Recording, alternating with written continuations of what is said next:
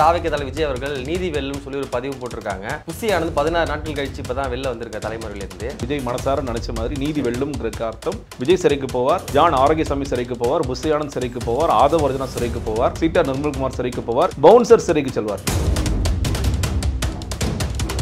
விஜய் வரும்பொழுதே தள்ளுமுள்ள நடக்குதுன்னு தெரியும், first ambulance வருதுங்கிறது தெரியும், அடுத்த 2 நிமிடத்தில் அடுத்த 4 ஆம்புலன்ஸ் வருது. இதெல்லாம் பார்க்கும் விஜய் நான் கூட்டத்தை ரத்து பண்ற எல்லாம் கலைஞ்சு போங்க. இந்த கூட்டத்திலே வெளில வராத ஆதவ் அர்ஜுனா இந்த கூட்டத்தில் வெளியே வராது. அஸ்மிகாங்கிற குழந்தை காணவில்லை, அது விஜய் எப்படிங்க ஹேண்டில் பண்ணாரு? தம்பிகளா, அஸ்மிகா குழந்தை காணவில்லை கூட கண்டுபிடிச்சு கொடுத்துருங்கப்பா, உனக்கு ஏதாவது அறிவு இருக்காடா? என் பிள்ளை காணா போச்சு நான் வந்து அப்படி கேட்டேன், சிறப்பு கல்வி அடிக்க மாட்டேன். ஒன்னு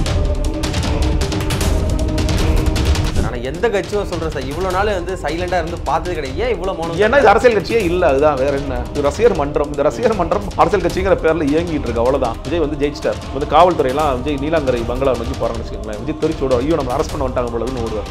என்ன சார், அதுதான் விஜய். மெயின் ஸ்ட்ரீம் மீடியா வந்து முழுக்க இன்னைக்கும் விஜய்க்கு முட்டு கொடுக்குற வேலையை சூப்பரா பண்ணிட்டு இருக்காங்க. இல்ல டிஆர்பிக்காக பண்றாங்களா இல்ல காசு வாங்கிட்டு பண்றாங்களா சார்? ஆரம்பத்துல இருந்தே ரொம்ப ஸ்பெசிஃபிக்கான ஒவ்வொரு சேனல்லையும் இருக்கிற ஒரு ஸ்பெசிஃபிக்கான ரிப்போர்ட்டரை பிடிச்சி இந்த நீ காசு வச்சுக்க அப்படின்னு புசியானந்த் பண்றாரு, ஜான் பண்றாரு.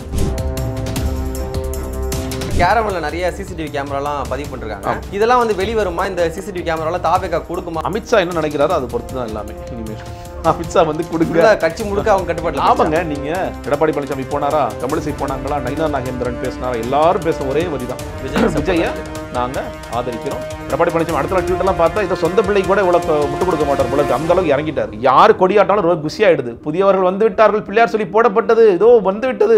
எம்ஜிஆர் ஜெயலலிதாவும் வானத்துல இருந்து பார்த்துட்டு இருந்தாங்கன்னா தலையில அடிச்சுக்குவாங்க.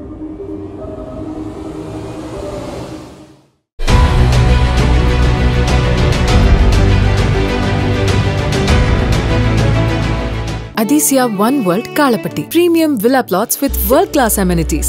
நம்ம கோயம்புத்தூர்ல அதிசயம் நடக்கும் நிச்சயமா. உலகெங்கும் வாழக்கூடிய தமிழ் சொந்தங்கள் அனைவருக்கும் வணக்கம். இன்றைய சிறப்பு நேர்காணல் நம்மோடு இணைந்திருப்பவர் அரசியல் விமர்சகர் திரு ஜெகதீஸ்வரன் அவர்கள். வணக்கம் அண்ணா.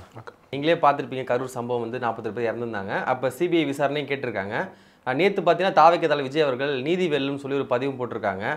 புசியானது 16 நாட்கள் கழிச்சு இப்போ தான் வெளில வந்திருக்க தலைமுறையிலேருந்து. நீங்கள் எப்படி பார்க்குறீங்க? 10 பேர் கொண்ட குழு ஒன்று அமைச்சு விஜய் மறுபடியும் கரூருக்கு போக போகிறாராம். விஜய் கரூர் போனால் என்ன நடக்கும், எப்படி நான் பார்க்குறீங்க?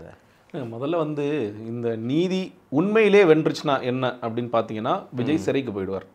உண்மையிலேயே நீதி வெல்லுதுன்னு வச்சுக்கோங்களேன், விஜய் நினச்ச மாதிரி, விஜய் மனசார நினச்ச மாதிரி நீதி வெல்லும்ங்கிறதுக்கு அர்த்தம் விஜய் சிறைக்கு போவார், ஜான் ஆரோக்கியசாமி சிறைக்கு போவார், புசியானந்த் சிறைக்கு போவார், ஆதவ் அர்ஜுனா சிறைக்கு போவார், சீட்டா நிர்மல்குமார் சிறைக்கு போவார், இன்னும் மிச்ச சச்சமாக அந்த வண்டிக்குள்ளே யாரெல்லாம் இருந்தார்களோ அவர்கள் சிறைக்கு செல்வார்கள், பவுன்சர் சிறைக்கு செல்வார்கள். இதுதான் நீதி வெல்லும்கான சரியான அர்த்தம். ஆனால் நான் வந்து நீதிங்கிறத நான் எப்படி தமிழில் அவர் எழுதியிருந்தார், ஆங்கிலத்தில் எப்படி வச்சுன்னா என்டிஏ வெல்லும்னு எழுதியிருப்பாருன்னு தான் எனக்கு தோணுச்சு. அவர் வந்து கிட்டத்தட்ட வேறு வழி இல்லை. இன்றைக்கி விஜய் அவர்கள் பொலிட்டிக்கலி அவர் வந்து அங்கே இனிமேல் விஜய் சுயமாக எப்பயுமே சுயமாக யோசிக்க மாட்டார், அது ஒரு விஷயம். இனிமேல் வந்து ஜான் சொல்லி கொடுத்தோ இல்லை ஆதவ் சொல்லி கொடுத்தோ கூட ஏதாவது சொல்ல முடியுமானா அதுக்கெல்லாம் மேலே ஒருத்தர் இருக்காருப்பா, மேலே ஒருத்தர் என்ன சொல்லுவாரோ அதுதான் நீ கேட்கணுங்கிற இடத்திற்கு அவர் நகர்ந்துட்டார். வேறு வழியே கிடையாது, மாட்டிக்கிட்டார். அவரே ஒரு ட்ராப்பில் போய் மாட்டிக்கிட்டார் அப்படிங்கிறத நான் பார்க்குறேன்.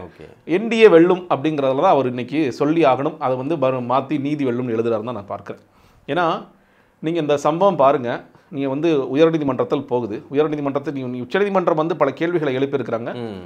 சில பேர் பார்க்கும்போது ரொம்ப நியாயமான கேள்விகள் தானே அப்படின்னு சொல்லி நமக்கு தோணும். ஆனால் உச்சநீதிமன்றம் என்ன கேட்குறாங்க, ஒரு உயர்நீதிமன்ற நீதிபதியான செந்தில்குமார் அவர்கள் ஒரு எஸ்ஐடி எப்படி அமைக்கலாம், இந்த வழக்கு என்ன எஸ்ஓபிக்கான புரோட்டோகால்கான வழக்கு, வழிகாட்டு நெறிமுறைகளை உருவாக்குன்னு சொன்ன வழக்கு, அதில் எப்படி அமைக்கலாம்னு சொல்லி கேட்குறாங்க.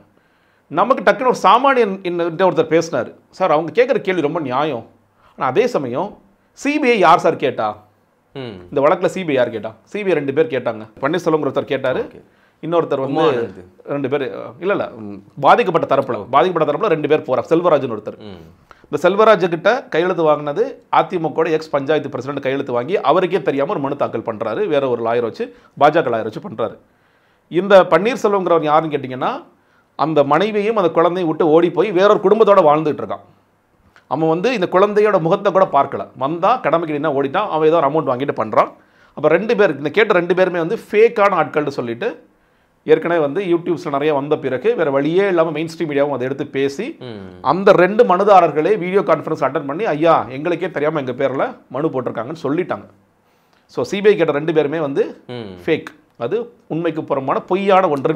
அவங்களுடைய ஐடியில வந்து அவங்க பேர்ல வந்து இவங்க மனு தாக்கல் பண்றாங்க. மனு தாக்கல் தாவேக இது வந்து கூட்டுச்சதின்னு வச்சுக்கோங்களேன். தாவேக, அதிமுக, பாஜக 3 பேர் சேர்ந்து செய்கின்ற சதி. ஏன்னா சில பேர் கேட்கலாம், தாவேக்கு கேட்கவே இல்லைங்க, எஸ்ஐடி தாங்க கேட்டாங்க, மதுரை உயர்நீதிமன்றத்தில் கேட்டாங்க. அவங்க மதுரை உயர்நீதிமன்றம் என்ன சொன்னாங்க, ஏங்க இவ்வளோ அவசரமாக சிபிஐ கேட்குறீங்கன்னு அந்த வழக்கை வந்து ரத்து பண்ணாங்க. அது தள்ளுபடி செய்த பிறகு அவங்க என்ன உடனே ஸ்டாண்ட் என்ன மாற்றிட்டாங்க, நாங்கள் எஸ்ஐடி தான் கேட்குறோம், ஆனால் தமிழ்நாடு அரசு அதிகாரிகளால் விசாரிக்கப்படக்கூடாது, ஓய்வுபெற்ற நீதிபதி விசாரிக்கணும்னு சொல்றாங்க. இப்போ பிளேட்டை மாத்துறாங்க. ஆனால் அப்போ இந்த சிபிஐக்கு போறதுல தாவேக்கு உடன்பாடு இருக்கா இல்லையானு நிச்சயமா உடன்பாடு இருக்கு நடிக்கிறாங்க. ஸோ நம்ம கேள்வி எனக்கு கேட்டீங்கன்னா, சாமானியன் கேட்ட கேள்வி, சார் யார் கேட்டாங்க, கேட்ட 2 பேர் ஃபேக்குன்னு ஆயிடுச்சு. அப்போ எந்த அடிப்படையில் உச்சநீதிமன்றம் இந்த வழக்கில் சிபிஐக்கு இந்த கேஸை டிரான்ஸ்ஃபர் பண்றாங்க? தாவேக்கு என்ன சொல்றாங்க, நாங்கள் கேட்கலங்க, நாங்கள் கேட்டது இன்னைக்கு கூட அருண்ராஜ் பேட்டி கொடுத்துருக்காரு, நாங்கள் கேட்கலங்க, நாங்கள் கேட்டது எஸ்ஐடி தான். அந்த எஸ்ஐடி எங்களுக்கு கிடைச்சிருச்சு, சந்தோஷம். ஆனால் சிபிஐ நாங்கள் கேட்கவே இல்லை. யாருமே சிபிஐ கேட்காத போது, இன்னும் சொல்ல போனால் பொய்யாக 2 பேர் கேட்டதற்கு நீங்கள் வந்து அதை நாங்கள் தனியாக விசாரிச்சுக்கிறோம்னு சொல்லிய பிறகு யார் சிபிஐக்கு கேட்டாங்க? அப்போ இந்த பக்கம் ஒரு பார்வையை செலுத்துகிற மாண்புமை உச்சநீதிமன்றம் ஒரு பார்வை செலுத்தி உனக்கு என்ன அதிகாரம் இருக்குன்னு கேட்டிங்கன்னா, உங்களுக்கு எப்படி அந்த அதிகாரம் வந்ததுன்னு ஒரு கேள்வி எழும். ஒன்று. இன்னொன்று, அந்த வழக்கில் என்ன சொல்கிறாங்க, நீங்கள் வந்து சரியாக இப்போ தான் வழக்கு வருது, சரியாக அதை பார்க்காமல் கூட டக்குன்னு நீங்கள் எப்படி எஸ்ஐடி ட்ரான்ஸ்ஃபர் பண்ணுறீங்க? அதே தானே இதுக்கும். நீங்கள் இப்போ தான் வழக்கு வருது, எதுவுமே சரியாக பார்க்காம நீங்கள் எப்படி சிபிஐக்கு ட்ரான்ஸ்ஃபர் பண்ணுறீங்க? அப்போ நீங்கள் எல்லாத்தையும் தெரிஞ்சுக்கிட்டீங்களா? அப்போ செந்தில்குமாருக்கு ஒரு நியாயம், உங்களுக்கு ஒரு நியாயமா அப்படிங்கிற ஒரு கேள்வி எழும். நீங்கள் வந்து ஏன்னா நீங்கள் வந்து இது வந்து உச்சநீதிமன்றத்திற்கு அதிகமாக தெரியும், உயர்நீதிமன்றத்துக்கு கம்மியாக தெரியும். நீங்கள் கீழமை நீதிமன்றம் கூட அப்படி சொல்லலாம். சில நேரங்கள் கீழமை நீதிமன்றத்தில் இருக்கிற மஜிஸ்ட்ரேட்டு புரியாமல் சில விஷயங்களை பண்ணுறாங்க, அது உயர்நீதிமன்றத்தில் அடி வாங்குது, உச்சநீதிமன்றம் வேற ஒரு பார்வை பார்க்குதுன்னு பார்க்குறோம். ஆனால் இங்கே உயர்நீதிமன்றம் சொன்னதிலும் உச்சநீதிமன்றம் சொன்னதிலும் நீங்கள் வந்து கருத்து ரீதியாக பெரிய மாறுபாடே இல்லை. நீ தப்பு செஞ்ச அப்படின்னு சொல்லிட்டு நானும் தப்பு செய்கிறேங்கிற மாதிரி தான் அவங்க போகிறாங்க அப்படிங்கிறத பரிகரிக்கிறது. இன்னும் நான் சொன்னேன் இல்லையா, இதில் வந்து அந்த பன்னீர்செல்வம்ங்கிற ஒரு கேரக்டர் வெள்ளிக்கிழமை உச்சநீதிமன்றத்தில் நடந்த வழக்காடு மன்றத்தில் சொன்ன முக்கியமான விஷயம் என்ன கேட்டிங்கன்னா, அவங்க ஏன் நாங்கள் சிபிஐ கேட்குறோன்னு சொல்லும்போது அவர் சொல்கிறாரு, வெள்ளிக்கிழமை என்னுடைய மகனை நான் வந்து எரிச்சிட்டு இருந்தேன், I was cremating the body, அந்த நேரத்தில் தான் எஸ்ஐடி ஃபார்ம் பண்ணுறாங்க, அதனால் எங்களால் உடனே அதற்கு மறுப்பு சொல்ல முடியவில்லை அப்படிங்கிற சொல்லி சொன்னார். முதல்ல நீ அந்த இடத்துல இருந்தீங்கன்னா அந்த ஆள் இல்லவே இல்லை, பன்னீர்செல்வம் இல்லை. அவங்க மனைவி சொல்கிறாங்க, அவர் நாங்களே பார்த்து பல வருஷம் ஆயிடுச்சுங்க, இந்த விஷயம் கேள்விப்பட்டு வர்றாரு, வேற ஒரு குடும்பத்தில் இருக்காரு, அந்த பையனை முகத்தை கூட பார்க்கல, ஓடி போயிட்டார். ஸோ அந்த பன்னீர்செல்வத்துக்காக ஆஜராகிற வழக்கறிஞர் தான் இந்த பொய்யை சொல்கிறாருன்னு நம்ம புரிஞ்சுக்கிறோம். நீங்கள் யோசிச்சு பாருங்க, இப்போ விக்ரமோ ஜெகதீஸ்வரனோ போய் மாண்புமிகு உச்சநீதிமன்றத்தில் பொய்யான ஒரு வழக்கை நம்ம தொடுக்கிறோன்னா, நமக்கு ஆஜராகிற வழக்கறிஞரை பார்த்து கேட்பாங்க, நீ என்ன விளையாண்டுட்டு இருக்கியான்னு கேட்பாங்க. கண்டிக்கிறேன், கண்டிக்கிறேன், நீ என்ன உச்சநீதிமன்றத்தை விளையாட்டுத்தனமாக நினைச்சிட்டு இருக்கியா, விளையாட்டு பொருள் நினைச்சிட்டு இருக்கியான்னு கேட்டிருப்பாங்க. ஆனால் இந்த உச்சநீதிமன்றம் வித்தியாசமான ஒன்று சொல்லுது, அதையும் சிபிஐ விசாரிக்கட்டும்பா. நீங்க உங்களுக்கு நேரடியாக இந்த சாட்சியங்களாக இருப்பவர்கள் யார் வந்து மனு கொடுத்தாங்களோ அவங்க வந்து சொல்றாங்க, ஐயா எங்களுக்கு தெரியாம மனு தாக்கல் பண்ணது, கிளீனாக முடிஞ்சிருச்சு, வழக்கே முடிஞ்சிருச்சு, இது சிபிஐ இன்னும் எக்ஸ்ட்ரா என்ன விசாரிக்க போறாங்கிறது தெரியல. சிபிஐ விசாரிக்கிறது கூட நீங்க முதல்ல ஒரு அட்லீஸ்ட் ஒரு சிறிய கண்டனம், உச்சநீதிமன்றத்தை ஏமாத்துவதற்கு ஒரு கும்பல் கிளம்பி இருக்கா அப்படிங்கிற கண்டனம் கூட இல்லாமல் இது நடக்கிறது என்றால், நான் விஜயோட வார்த்தைகள் வந்து சொல்கிறேன். நீங்கள் வந்து நமக்கு இவர் அஜித்குமார் தம்பி இறந்து போகும்பொழுது விஜய் ஒரு பெரிய கண்டன ஒரு 3 நிமிடம் பேசினார். அதில் என்ன சொன்னார், இன்னும் ஸ்டாலின் அவர்களே சிபிஐக்கு நீங்கள் கொடுக்குறீங்களே, உங்களுக்கும் ஒன்றிய பாஜக அரசுக்கு மறைமுகமான கூட்டணியா அப்படின்னு சொல்லி கேட்டாரா? அதையே தான் நம்ம கேட்குறோம். என்ன விஜய் அவர்களே, தாவேக்காவிற்கும் பாஜகவிற்கும் நேரடி கூட்டணியா அல்லது மறைமுக கூட்டணியா? இதில் வந்து பாஜகவே தானா உள்ள வந்து தாவேக்காவுக்கு வந்து அவங்களே சிபிஐ விசாரணை கேட்குறாங்க, எல்லா பாஜக நிர்வாகிகளும் தலைவர்கள் என்ன பண்ணுறாங்கன்னா ஆதரவு தெரிவிக்கிறாங்க. ஆமாம், இதை வச்சு பார்க்கும்போது தாவேக்கா பாஜக கூட்டணி உறுதியாகுதுன்னு சொல்லி பேசிட்டு இருக்காங்க. இல்லைங்க, அதில் ஒரு மையப்புள்ளி என்னன்னு கேட்டிங்கன்னா, இங்கே வந்து இறந்து போன 41 உயிர்கள் குறித்து தாவேக்காவிற்கோ பாஜகவிற்கோ அதிமுகவிற்கோ சிறு கவலை இல்லை. இது விஜய் உட்பட நீங்க விஜய்க்கு இல்லவே இல்லைங்க. விஜய் இதுல வந்து ரொம்ப மோசமான ஒரு நபர் தான் விஜய் தான் சொல்லுவேன். நீ கண்டிப்பாக நீ என்ன சொல்றேன் இல்லையா, அவர் உள்ள வரும்பொழுதே நீங்க சொல்றாங்க, சார் தயவுசெய்து ரத்து பண்ணுங்க, ரொம்ப மோசமா போயிட்டு இருக்குன்னு சொல்றது மீறி தான் வர்றாரு. யாருமே சொல்லாத விஷயத்தை விஜய் சொல்றாரு. என்ன சொல்றாரு, காவல்துறைக்கு மிகப்பெரிய நன்றி, அவங்க அனுமதியோட உள்ள அவங்க இல்லாம அவங்க இல்லாட்டி வந்திருக்கவே முடியாது அப்படிங்கறத அக்னாலேஜ் பண்ணிட்டு வர்றாரு. விஜய் வரும்பொழுதே தள்ளுமுள்ள நடக்குதுன்னு தெரியும், ஃபர்ஸ்ட் ஆம்புலன்ஸ் வருதுங்கிறது தெரியும். ஏன் ஆம்புலன்ஸ் வருது, ஃபர்ஸ்ட் ஆம்புலன்ஸ்னு எடப்பாடி மாதிரி கதை சொல்ல ஆரம்பிக்கிறார். நம்ம கொடி போட்ட ஆம்புலன்ஸ்ப்பா உள்ள வாங்கப்பா ஏத்துறதை பார்க்கிறாரு. அடுத்த 2 நிமிடத்தில் அடுத்த 4 ஆம்புலன்ஸ் வருது. இதெல்லாம் பார்க்கும் விஜய் உண்மையிலேயே ஒரு மனிதனாக இருந்திருந்தால் என்ன பண்ணிருக்கணும்னு கேட்டீங்கன்னா, நான் கூட்டத்தை ரத்து பண்ற எல்லாம் கலைஞ்சு போங்க, வேற ஒரு நாள் வச்சுக்கலாம் அப்படின்னு சொல்லி வச்சுக்கலாம். ஏதோ பெரிய எனக்கு இப்படியே போய் கூட சொல்லணும், எனக்கு சரியா தெரியல, மேல வந்து பார்க்கும்போது எனக்கு சரியா தெரியல, ஏதோ பெரிய அசம்பாதம் நடந்துட்டு கூட நான் பயப்படுறேன். ஆனா நீங்க என்ன பண்ணீங்க, 10 ரூபா 10 ரூபா பாட்டிலுக்கு 10 ரூபான்னு பாட்டு பாடிட்டு இருந்தீங்க. இது உங்களுக்கு புரியலன்னா கூட நீங்க உங்களோட பவுன்சர் ஓடி வந்து, சார் 5 மினிட் பஸ் ஹோகையா சார் சொல்றான், 5 நிமிஷத்துல கூட்டம் வெடிக்க போகுது சார், பெரிய கலவரமாக போகுது சார் சொல்கிறான். அப்பயும் நீங்கள் பாட்டு பாடிட்டு இருக்கீங்க. ஆதவ அர்ஜுனா வந்து ரேப் சார், ரேப் பண்ணுங்க சார் இங்கே பெருசாக ஒன்று நடந்துட்டு இருக்கு சார். ஏன்னா உங்களாம் பஸ்ஸுக்குள்ளே உட்காந்து கண்ணாடிக்குள்ளே உட்காந்து பார்த்துட்டு இருக்காங்க. எந்த கூட்டத்திலையும் வெளில வராது ஆதவ அர்ஜுனா, இந்த கூட்டத்தில் வெளியே வர விட்டாமா. அஸ்மிகாங்கிற குழந்தை காணவில்லை. அதை விஜய் எப்படிங்க ஹேண்டில் பண்ணாரு? இதை ரப்பர் பேண்ட் காணாம, ஏய் நண்பிகள் தம்பிகளா அஸ்மிகா குழந்தை காணவில்லை கூட கண்டுபிடிச்சு கொடுத்துருங்கப்பா. உனக்கு தான் அறிவு இருக்காடா? நான் தான் கேட்பேன். என் பிள்ளை காணா போச்சு, நான் வந்துட்டு அப்படி கேட்டேன் சிறப்பு கல்வி அடிக்க மாட்டேன். நான் ஒன்று அங்கே குழந்தை காணா போயிருக்கு, நீ அது எப்படி உனக்கு மனசாட்சியே இல்லையா? எல்லாத்தையும் நிப்பாட்டு பாரு, குழந்தைய தேடுங்க எல்லாரும். முதல்ல அந்த குழந்தை எங்க இருக்குன்னு பாருங்க, என்ன நடக்குது, கீழே என்ன நடக்குது கண்டுபிடிச்சு பக்கத்துல காவல் நிலையத்துல போய் ஒப்படைங்க அப்படின்லாம் என்ன நடக்குது, முதல்ல குழந்தை எங்கன்னு பாருங்க. யாரும் அப்பா அம்மா வாங்குங்க, எங்க குழந்தை எங்க பாத்தீங்க, எங்க மிஸ் பண்ணீங்க, அப்படிதான் கேட்கணும் ஒரு தலைவன்.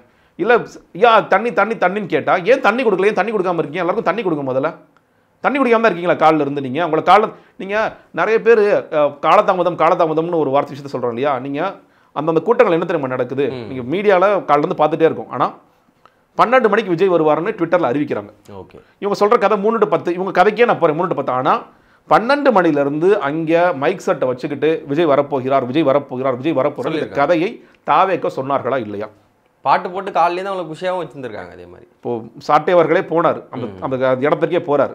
அவரே கேட்குறாரு, ஏமா குழந்தைய கூட்டிகிட்டு போனீங்க? சார் கரூர் நிர்வாகிகள் வாங்கன்னு சொல்லி எங்களை சொன்னாங்க, நாங்கள் சேஃபாக தான் சார் உட்காந்துருந்தோம். ஆனால் இந்த நிர்வாகிகள் சொன்னாங்களா இல்லையா? உங்கள் நிர்வாகிகளே சொல்கிறேன், நீங்கள் சொல்கிறீங்களா குழந்தை கூட்டிகிட்டு வராது, வீடியோ காலில் கூட சொல்கிறீங்களை கண்டிச்சாரு.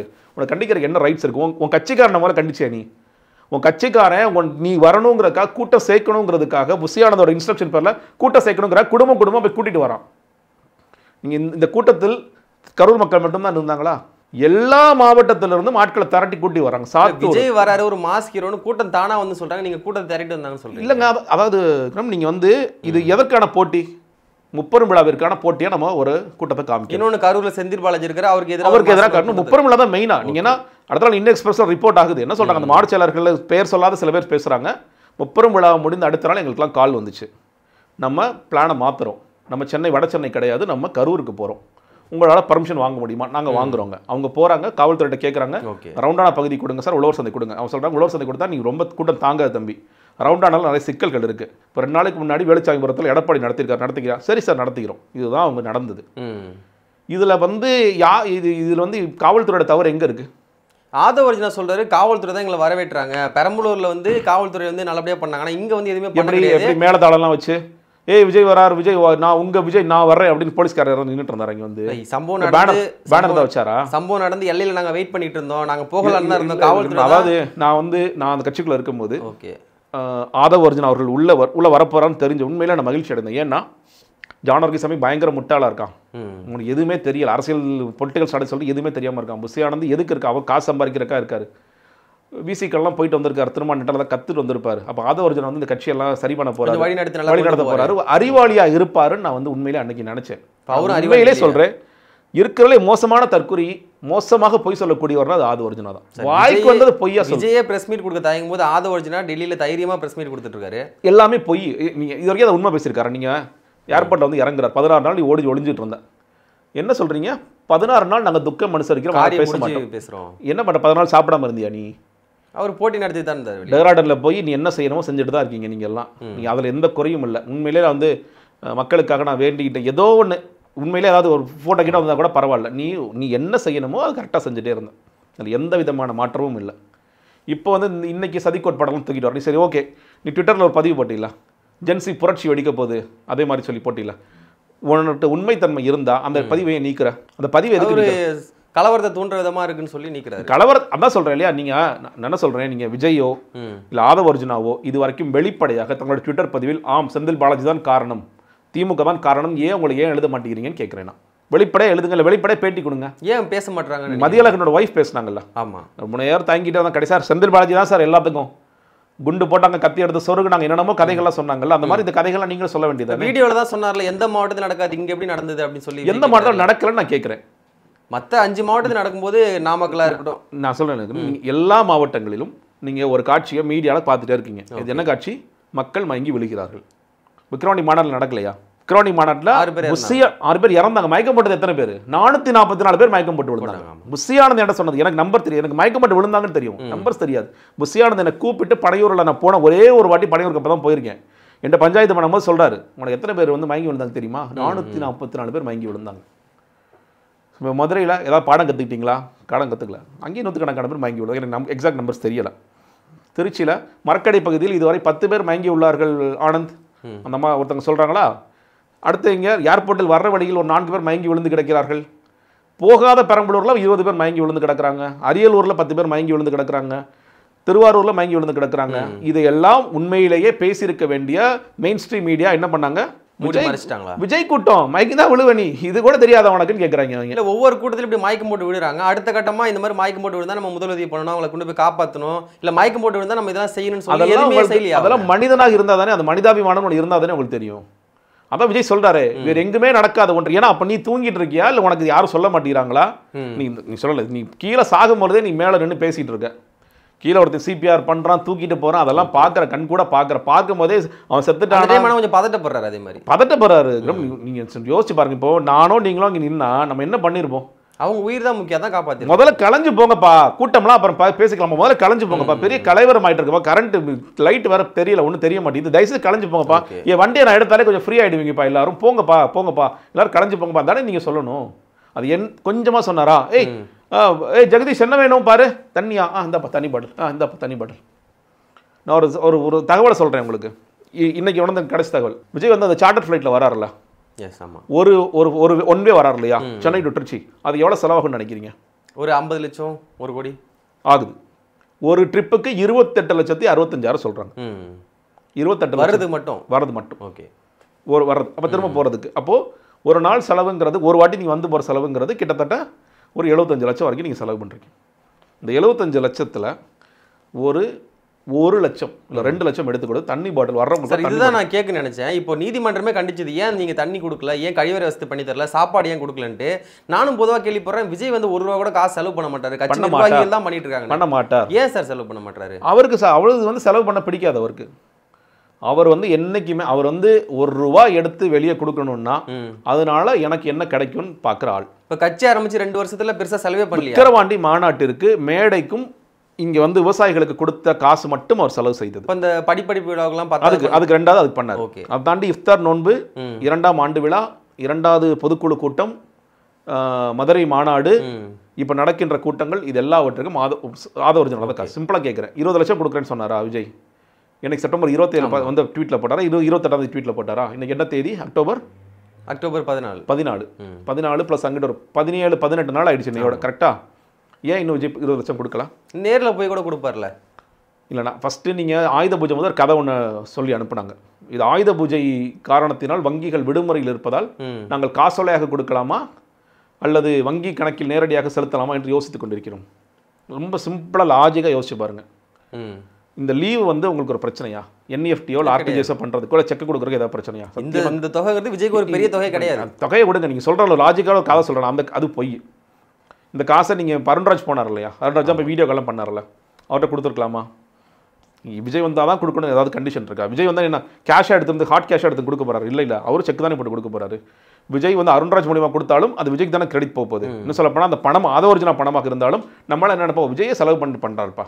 அது ஏன்னா அவர் ஏன் இன்னைக்கு வரைக்கும் கொடுக்கலன்னா ஒரிஜினா வந்து தன்னுடைய பேக்கெட்டை திறந்தாதான் விஜயால எடுத்து கொடுக்கல. இப்படியும் பேசுவாங்களா சார்? அவர் நேர்லயே வராம காசு மட்டும் கொடுத்து அனுப்புவாரு, வெறும் பணத்தை வச்சு அரசியல் பண்ண. அவர் அதான் சொல்றீங்க, அவர் எப்படி நேரில் வருவார்? முதல்ல நீங்க சொல்லுங்க, நேரில் வர போறாரா? இல்ல வரேன்னு சொல்லியிருக்காருல்ல. எத்தனை நாளா சொல்லிட்டு இருக்காரு? டிஜிபி அலுவலகத்தில் புகார் மனு கொடுத்துருக்காங்க. அதில் என்ன கொடுத்துருக்காரு? சிக்னல்லாம் இருக்கக்கூடாது, நான் போற வழி தனி விமானம் தான் போவேன், தனி விமானம் தான் வருவேன், செய்தியாளர் யாரும் இருக்கக்கூடாது, அந்தந்த வீட்டு நபர் மட்டும் தான் இருக்கணும். அதான் சொல்றேன், மக்களே இருக்கக்கூடாது, எல்லாருமே இருக்கக்கூடாதுன்னா இது என்ன? ஏதாவது பேரழி வந்த பிறகு தான் விஜய் வீட்டோடு வெளியே வர முடியும். விஜய் கேட்கிற கண்டிஷன்ஸுக்கு நீங்க யாராவது கொடுப்பாங்களா? அந்த கண்டிஷன்ஸ்க்கு ஓகே சொல்லுவாங்களா? இவரோட சீன அதிபரா? ஏன் கண்டிஷன் கேட்டு தான் போவாரா? ஏன் கேட்காமே போகலாம்ல?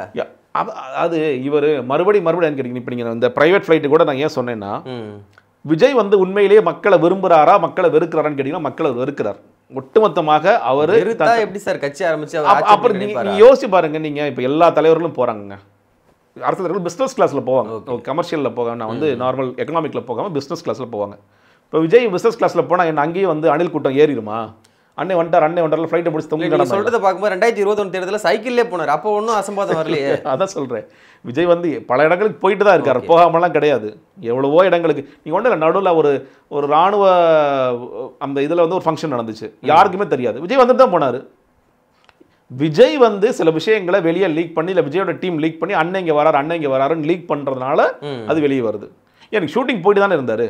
இப்போ விஜய் ஷூட்டிங் போகிற இடத்துலலாம் வந்து அப்படியே எல்லாரும் தாவிட்டு இருந்தாங்க. இல்லை அனிதா மறந்து போனாரு, ஸ்டோலின் மறந்து எங்கேயாவது தாவினாங்களா? நீங்க வந்து லீக் பண்ணி என்ன ஒன்றும் இல்லை, விக்ரவாண்டி மாநாட்டுக்கு வந்தார். எப்போ வந்தார் தெரியுமா? விக்ரவாண்டி மாநாட்டுக்கு முதல் நாள் சாயந்தரம் 4 மணிக்கு வந்தார், எனக்கு தெரியும். ஆனால் எங்கே இருந்தார் எதுவுமே தெரியாது. அப்போ ரகசியமாக ஒன்று வைக்க முடியும்னு நீங்கள் நினச்சிங்கன்னா உங்களால் ரகசியமாக வைக்க முடியும். அந்த டிராவல் யோசிச்சு பாருங்க, டிராவல் யாருக்கும் இந்த கள்ளக்குறிச்சி போனார்ல, கள்ளக்குறிச்சி போய் ஹாஸ்பிட்டல் என்ட்ராகும் போது விஜய் வரப்போறாருங்கிற செய்தியை வெளியே கசிச்சுது. அது வரைக்கும் கசிச்சுதா?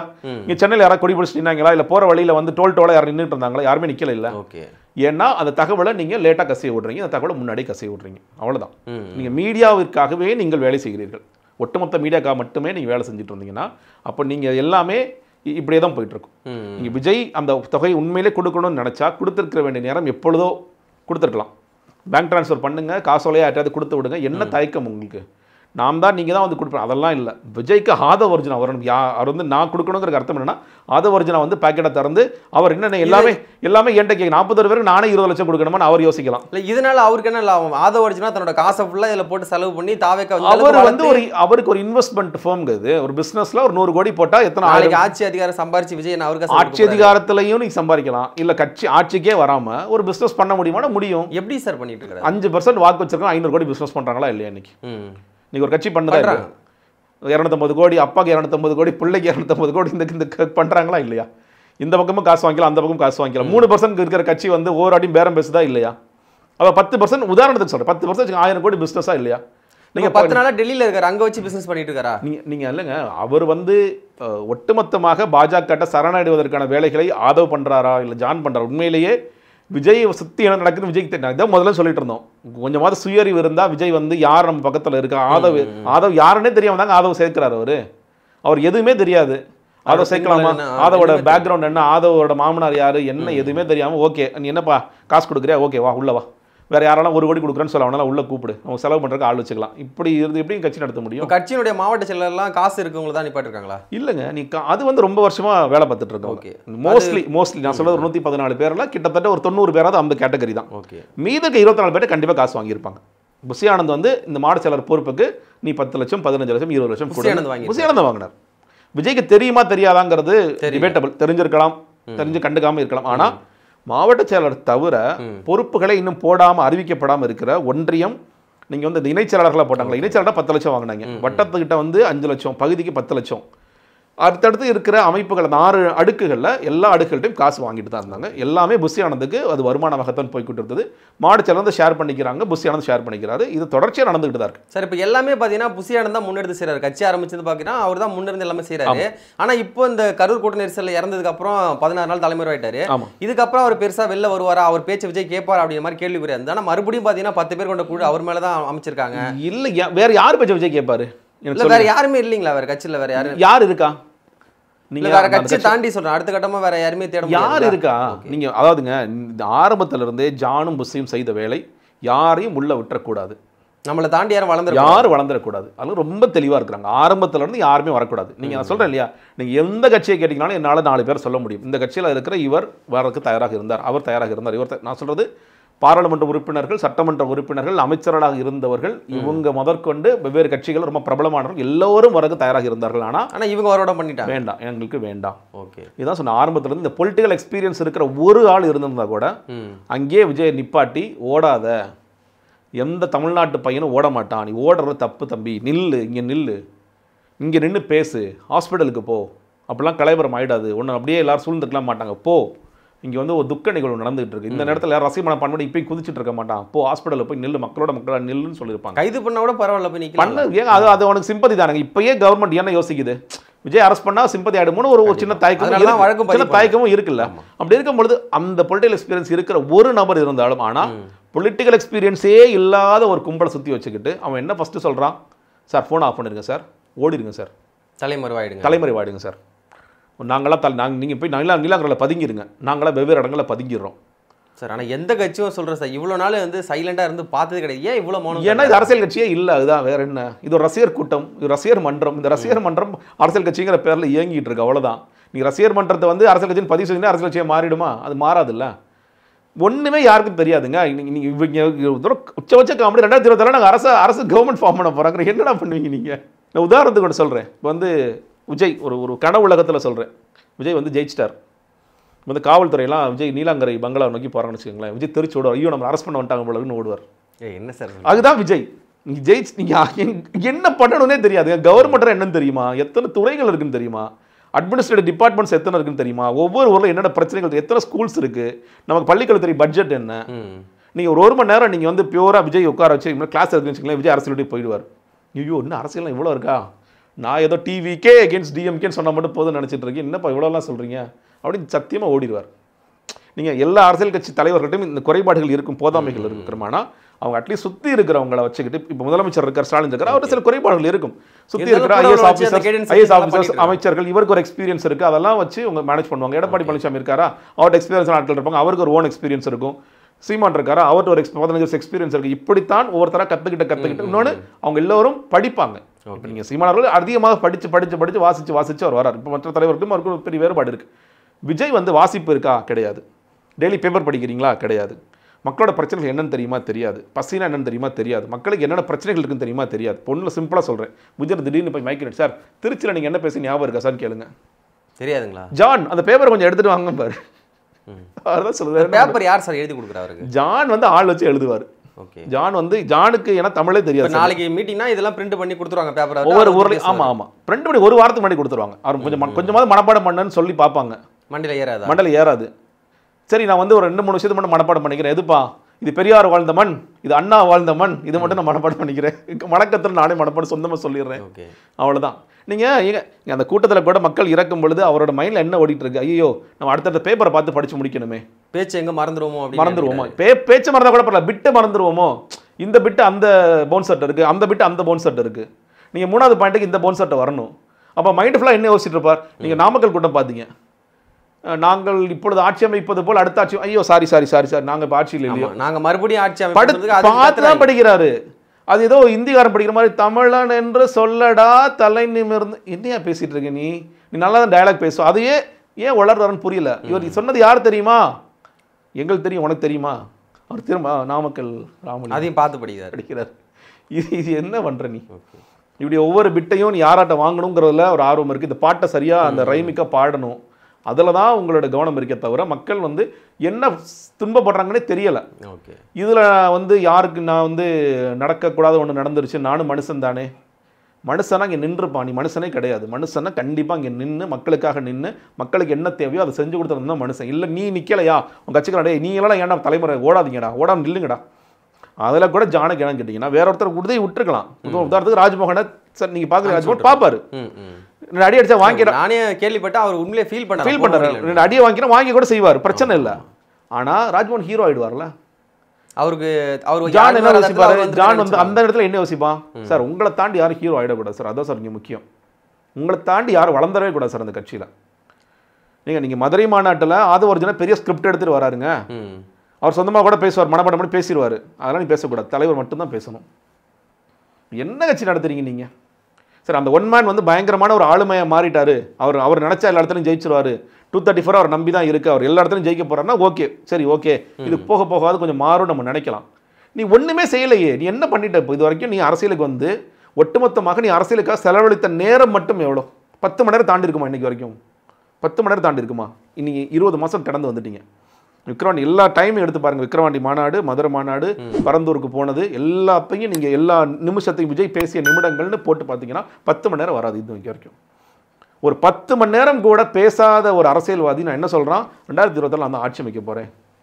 இதுக்கு காமெடியால் கூத்தா இல்லை உங்களுக்கு? சமூக வலைதளங்களில் சாதாரண ஒரு பதிவு போட்டால் கூட கைது பண்ணுறாங்க, அவங்க மேலே குண்டர் சட்டம் போடுறாங்க.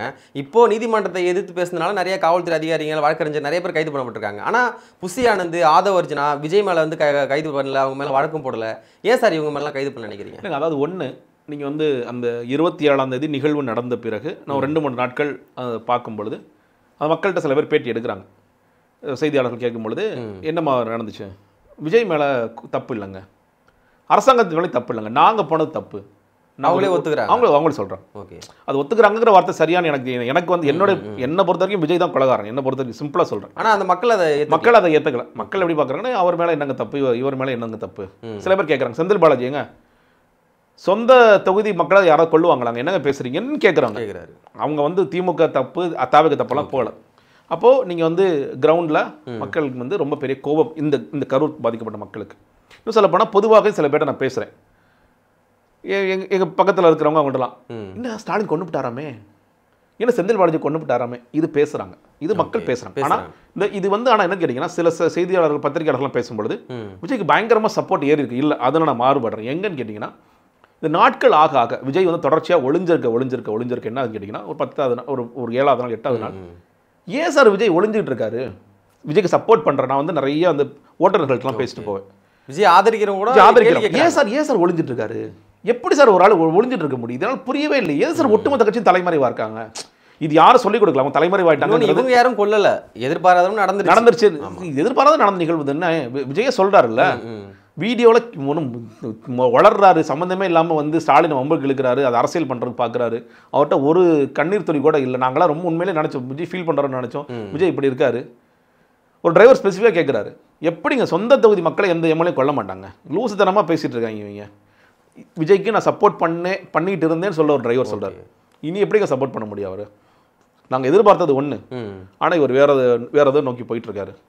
அதனால் எங்களுக்கு வந்து அந்த சப்போர்ட் பேஸுங்கிறது இந்த நாட்கள் ஆக ஒளிஞ்சிருக்க 10வது நாள் 11வது நாள் 12வது நாள் அப்படின்ட்டு கவர்மெண்ட் என்ன பண்ணிட்டாங்கன்னா, ஓகே ஃபஸ்ட்டு யோசிக்கிறது கட்சிக்காரங்களே அரெஸ்ட் பண்ணுங்கன்னு தான் ஒரு குரல் கேட்குது. ஆனால் இது வந்து சிம்பத்தியாக மாறக்கூடிய வாய்ப்பு. இப்போ நீங்கள் என்னன்னு கேட்டிங்கன்னா, மெயின் ஸ்ட்ரீம் மீடியா வந்து முழுக்க இன்றைக்கும் இந்த பெருந்துயரத்தில் அவர்களுக்கு ஒரு பெரும் பங்கு இருந்தால் கூட இன்னைக்கும் விஜய்க்கு முட்டு கொடுக்குற வேலையை சூப்பராக பண்ணிகிட்டு இருக்காங்க.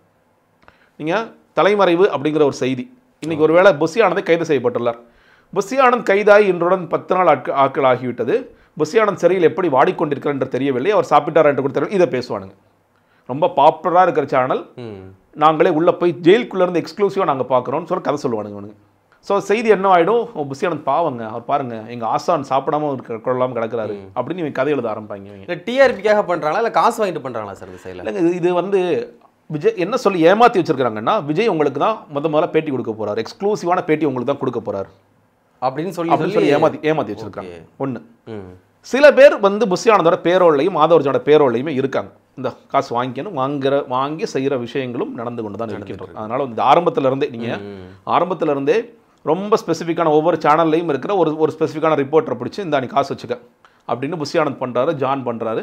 இதை சோர்ஸஸாக நீங்கள் வந்து நான் உனக்கு தான் முதல்ல பிரேக் பண்ணுறேன், நீ போட்டுக்கோ அப்படிங்கிற வேலைகளை செஞ்சுட்டு இருக்கு. அப்போது அரசாங்கத்தோட பார்வை என்னன்னா, மக்கள்கிட்ட வந்து ஏன் தலைமறைவு கட்சி இது இல்லைங்க ஜெயிலுக்கு போயிட்டாங்க அப்படிங்கிறத தலைமறை கட்சியாகவே இருக்கட்டும்னு அரசாங்கம் யோசிக்குது. அவங்க ஸ்ட்ராட்டஜியாக பார்க்குறாங்க. ஆனால் என்னை பொறுத்த வரைக்கும் நியாயம் என்பது இந்த கோர்ட்டெல்லாம் இப்போ சொல்லியிருக்காங்கிறது வேறு விஷயம்.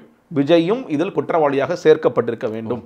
அருணா ஜெகதீசனானையும் விஜய் கூப்பிட்டு கேள்வி கேட்டிருக்கணும், ஜான் ஆரோக்கியசாமி கூப்பிட்டு கேள்வி கேட்டிருக்கணும், எஸ்ஐடி அமைக்கப்பட்ட எஸ்ஐடி அசராகர தலைமை எஸ்ஐடி விஜயை முதல்ல கூப்பிட்டு என்ன நடந்துச்சுன்னு சொல்லுங்கன்னு சொல்லி கேட்டிருக்கணும் தான் என்னுடைய பார்வை. ஆனால் அரசாங்கம் இதை ஒரு ஸ்ட்ராட்டஜியாக, திமுக வந்து ஒரு ஸ்ட்ராட்டஜியாக அதை பார்க்குறாங்க.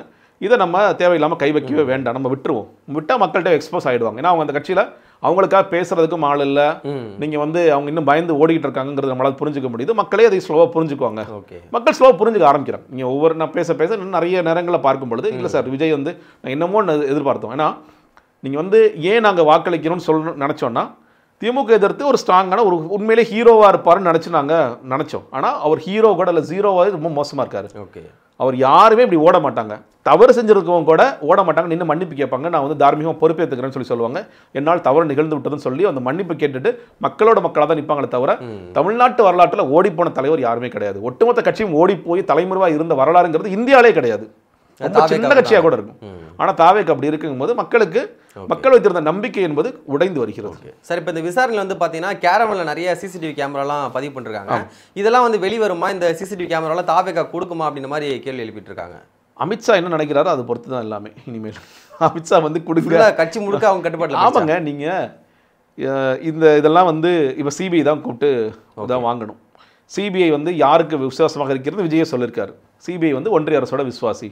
அப்போ நீங்கள் ஒட்டுமொத்தமாக எடுக்கிறாங்க. விஜய் வந்து ஒரு ஒரு ஒரு குற்றச்சாட்டு விமர்சனம் இருக்குது. விஜய் அந்த ஒரு 5 நிமிஷம் லைட் ஆஃப் என்ன பண்ணாருன்னு விமர்சனம் இருக்குது. அந்த கேமரா பதிவு வந்தால் தான் தெரியும். இன்னொன்று இந்த கேமராவில் சுற்றி பதிவாயிருக்கு, மக்கள் எவ்வளோ கஷ்டப்பட்டாங்க, அதெல்லாம் உள்ளே உட்காந்து பார்த்துட்டவங்க தெரியுமா தெரியாதான்னு போன்ற கேள்விகள்லாம் இருக்கும். இப்போ இந்த கேள்விகளை தான் நான் சொல்கிறேன். நீங்கள் முதல்ல நீதி வெல்லுங்கிறத நான் ஏன் என்டிஏ வெல்லும் சொல்லி சொன்னேன்னா, இதெல்லாம் அவங்க கையில் போய் நல்லா சிக்கிருச்சு அப்படின்னா விஜய்க்கு இருக்கிற ஆப்ஷன் வந்து ரொம்ப ரொம்ப குறைவான ஆப்ஷன். ஒன்று, ஜெயிலுக்கு போகிறீங்களா சார், பார்த்துட்டோம் எல்லாமே பார்த்து நீங்கள் என்ன பண்ணீங்கன்னு பார்த்துட்டோம், நீங்கள் மக்களை எப்படி கைவிட்டீங்கன்னு பார்த்துட்டோம், ஃபுல்லாக சிபிஐட்ட இப்போ எல்லா ரெக்கார்ட்ஸ் இருக்குது, உங்களோட கேமரா ரெக்கார்ட்ஸ் எல்லாமே இருக்குது. இது நாங்கள் வெளியே விட்டுறனாலும் வெளியே விடலாம், இல்லை கோர்ட்டில் போய் சப்மிட் பண்ணுறனாலும் சப்மிட் பண்ணலாம். இப்போ உங்களோட கால் என்ன சொல்கிறீங்க அப்படின்னு கேட்டால் விஜய் என்ன செய்வார்? வேறு வழியில் கூட நீங்கள் போய் தான். ஆமாம், நீங்கள் அதான் சொல்கிறேன்ல, நீங்கள் இந்த நிகழ்வு நடந்த பிறகு உடனடியாக ராகுல் காந்தி பேசுகிறார், அமித்ஷா பேசுகிறார், எடப்பாடி பழனிசாமி பேசுகிறார், அதிமுக இருக்கிற மினிஸ்டர்ஸ் பேசுகிறாங்க. இவங்க எல்லாரும் என்ன பேசுகிறாங்க? கவலைப்படாதீங்க, நாங்கள் உங்களுக்கு துணையாக இருக்கோம்.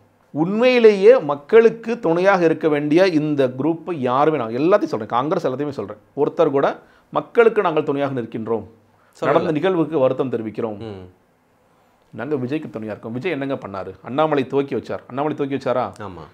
எடப்பாடி பழனிசாமி போனாரா? தமிழிசை போனாங்களா? நயினார் நாகேந்திரன் பேசினாரா? எல்லாரும் பேசின ஒரே வரி தான், விஜயை நாங்கள் ஆதரிக்கிறோம், விஜய் எங்கள் வீட்டு பிள்ளை, கடைசி வரைக்கும் அவர் கூட நாங்கள் இருப்போம். எடப்பாடி பழனிசாமி அடுத்த நாள் ட்வீட்டெல்லாம் பார்த்தா இதை சொந்த பிள்ளை கூட இவ்வளோ விட்டு கொடுக்க மாட்டார் போல இருக்கு, அந்த அளவுக்கு இறங்கிட்டார். அவருக்கு வந்து ஒரு யார் கொடியாட்டாலும் ரொம்ப குஷி ஆயிடுது. புதியவர்கள் வந்து விட்டார்கள், பிள்ளையார் சொல்லி போடப்பட்டது, ஏதோ வந்து விட்டது. கட்சி உண்மையிலே சொல்றேன், எம்ஜிஆர் ஜெயலலிதாவும் வானத்திலிருந்து பார்த்துட்டு இருந்தாங்கன்னா தலையில் அடிச்சுக்குவாங்க, ஒன்ன போய் பொதுச்செயலர் ஆக்கி வச்சிருக்காங்களே பண்ண அடிச்சுக்குவாங்க. நீங்க என்ன பேசிட்டு இருக்கீங்க? எவனோ ஒருத்தை கொடியாட்டுறான், அதுக்கு இவ்வளவு குஷியா அவங்களுக்கு? அப்போ நீங்கள் எவ்வளோ மோசமாக கட்சி வச்சிருக்கீங்கன்னு அர்த்தம். இப்போ பார்க்குறேன் என்ன, இப்போ இன்னைக்கு வந்து கட்சிக்காக இவ்வளோ முட்டு கொடுத்துட்டு இருக்காரு, என்ன இவ்வளோ வீக்கான தலைவர் ஒருத்தர் இருக்கார் அவர், அதுதான் உடஞ்சிக்கிட்டே இருக்கு. நீங்கள் இப்போ இந்த என்டிஏ இந்த சிபிஐக்குள்ளே போகணும்னு வச்சுக்கோங்களேன், நாளைக்கு நிச்சயமாக விஜய் வந்து அதிமுக இதுக்கு 2 பேருக்கும் விபூதி அடிப்பார், அவர் போக மாட்டார். அப்போ வந்து யோசிப்பார், ஐயோ தேவையில்லாமல் இவனை போய் முட்டு கொடுத்துட்டோமே. எடப்பாடி செய்ய வேண்டிய அரசியல் என்னன்னு அவருக்கு தெரியல. அவர் என்ன சொல்லியிருக்கணும்? விஜயும் ஒரு காரணம், அரசியல் செய்யறதுக்காக அரசும் ஒரு காரணம், 2 பேருமே காரணம் சொல்லியிருந்தா பரவாயில்லப்பா, எடப்பாடி நியாயமா பேசுறாருப்பான்னு கூட மக்கள் திருத்திங்கன்னு சொல்லிருக்கலாம், மக்கள் புரிஞ்சுட்டு இருப்பாங்க. ஆனா விஜய் என்னங்க பண்ணாரு? விஜய் எதுனங்க பண்ணாரு இப்படி நீங்க கேட்டுட்டு இருந்தீங்கன்னா, அப்போ உங்களுக்கு இறந்தவர்கள் குறித்து எந்த துளி அக்கறையும் இல்லை. என்னுடைய அக்கறையும் இல்லை, விஜய் எப்படியாவது என்டிஏக்குள்ள கூட்டிட்டு வந்து நான் ஜெயிக்கணும் அப்படிங்கிற பார்வை இருக்கு. இப்போ மக்களுக்கு வந்து எந்த விதமான நம்பிக்கை அவர்கள் மேல் ஏற்படும் அப்படிங்கிறது பெரிய கேள்வியாகத்தான் இருக்கு. சரி, இப்போ கரூரில் பார்த்தீங்கன்னா 41 குடும்பங்கள் உண்மையாக பாதிக்கப்பட்டிருக்கு. அடுத்த கட்டமாக விஜய் மறுபடியும் கண்டிப்பாக பரப்புரை மேற்கொள்ள தான் போறாரு. இதில் வந்து தொண்டர்களும் பாதிக்கப்படல, கட்சியினுடைய நிர்வாகிகளும் பாதிக்கப்படல, விஜயும் பாதிக்கப்படல, ஆனால் வந்த பொதுமக்கள் தான் பாதிக்கப்பட்டிருக்காங்க.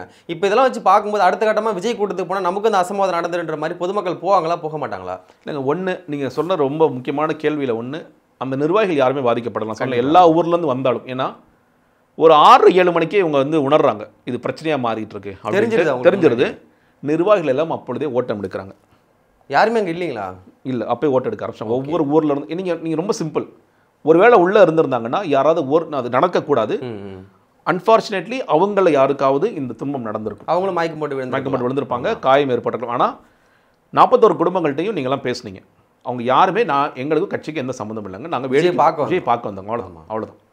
நிர்வாகிகளுக்கு தெரிஞ்சு போச்சு பெரிய அசம்பாவிதம் நடக்குது. அதுதான் நான் சொல்கிறேன், விஜய்க்கு தெரியாதுன்னு சில குரூப் சொல்லுது இல்லையா, நிர்வாகிகளுக்கு தெரிஞ்சு அவங்க தெரிச்சு ஓடுறாங்க.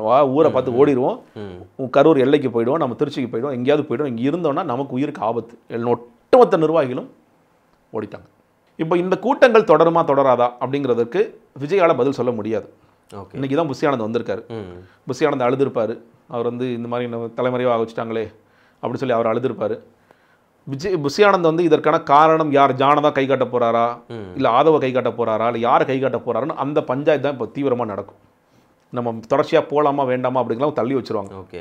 ஏன்னா இப்போ சிபிஐ இப்போ நாளைக்கு கூப்பிட்றாங்க, வாங்க எல்லாரும் கிளம்பி வாங்க, அங்கே சென்னையிலையோ இல்லை எங்கேயோ நீங்கள் வாங்க ஆஜராங்க, ஒவ்வொருத்தராக உங்கள் ரெக்கார்ட்ஸ்லாம் கொடுங்க, நீங்கள் வந்து அப்பியர் ஆகுங்க அப்படின்னு சொல்லி சொன்னாங்கன்னா அதில் கொஞ்சம் நாள் அவங்க சுற்றிட்டு இருக்கணும். இப்போயும் அமித்ஷா இல்லைப்பா சிபிஐலாம் அப்புறம் பார்த்துக்கலாம், நீ பரப்புரை ஆரம்பி, நான் பார்த்துக்கிறேன், உனக்கு Y++ Z+ கொடுத்துட்றேன், ஏன்னா அதுக்கெல்லாம் வேலைக்கெல்லாம் நடந்துகிட்டு இருக்கு.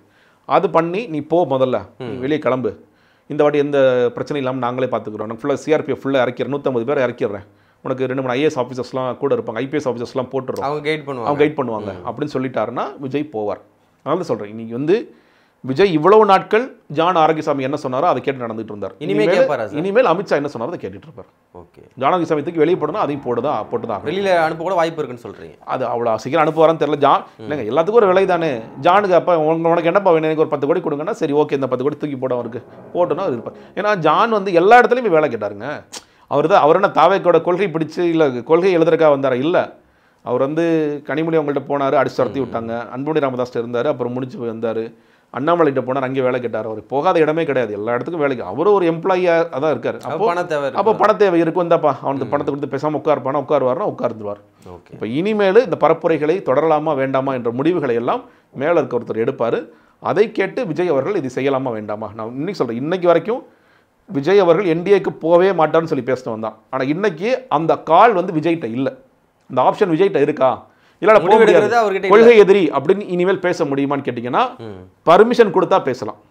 அமித்ஷா சரி சும்மா இப்பயும் அடிச்சுக்கலாம்னா அடிச்சுக்கோ, ஒன்றும் பிரச்சனை நாங்கள் வந்து சொல்ல மாட்டோம்.